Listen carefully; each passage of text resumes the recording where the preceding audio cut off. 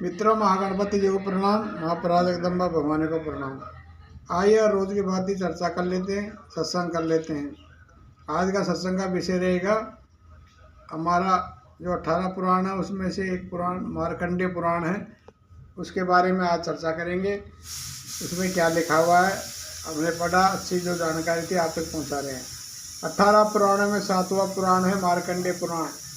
इंद्र के तेज को धर्मराज ने कुंती के गर्भ में स्थापित किया, उसी से युधिष्ठिर का जन्म हुआ।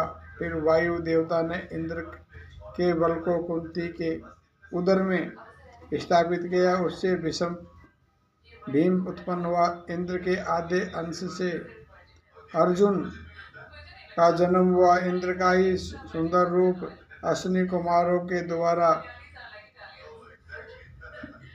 माधुरी के गर्भ में स्थापित किया, जिससे कांतिमान सहदेव और नकुल उत्पन्न हुए।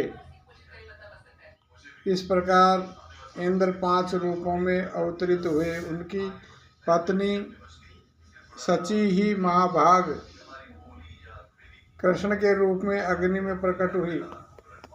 सतु अनुसैया के गर्भ से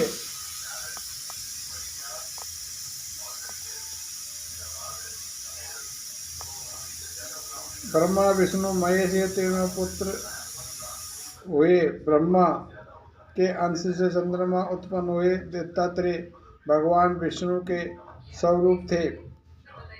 दुर्वासा के रूप में शंकर भगवान ने अवतार लिया। अर्जुन को छोड़कर दूसरा कोई मनुष्य शस्त्र धारण नहीं करता था।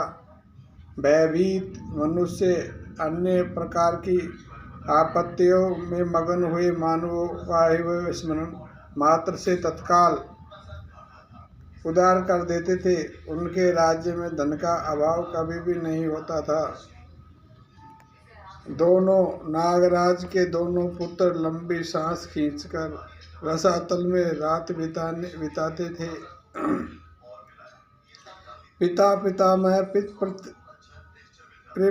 प्रीतम महा के 3 पुरुष पिंड के अधिकारी हैं और पितामह के ऊपर जो 3 पीढ़ी है वो लेप भाग के अधिकारी हैं। ये 6 हो गए और 7वां यजमान है। इन 7 पुरुषों का घनिष्ठ संबंध है। यजमान से लेकर लेप भाग भोजी पितरों तक माना जाता है। इससे ऊपर के सभी पितर पूर्वज कहलाते हैं। प्राण और अपान वायु को रोकने का नाम ही प्राणायाम है। प्राणायाम के द्वारा राग द्वेष का धारणा के द्वारा, पापों का प्रत्याहार के द्वारा, विषयों का और ध्यान के द्वारा ईश्वर विरोधी गुणों का निराकरण करना चाहिए। योगी के साथ अगर वात रोग गुदा रोग हो तो जौ की लपसी में घी डालकर गरम गरम खाने से वात रोग रुकी हुई वायु गोला को दूर करती है। मित्रों, बहुत ही गुड और रोचक जानकारी आप तक दी है हमने। हमारे चैनल द्वारा दी गई जानकारी अच्छी लगती है चैनल को लाइक करें, शेयर करें, सब्सक्राइब करना ना भूलें, क्योंकि आपका एक सब्सक्राइब हमारे चैनल को नई दिशा देता है। हरिओम हरिओम।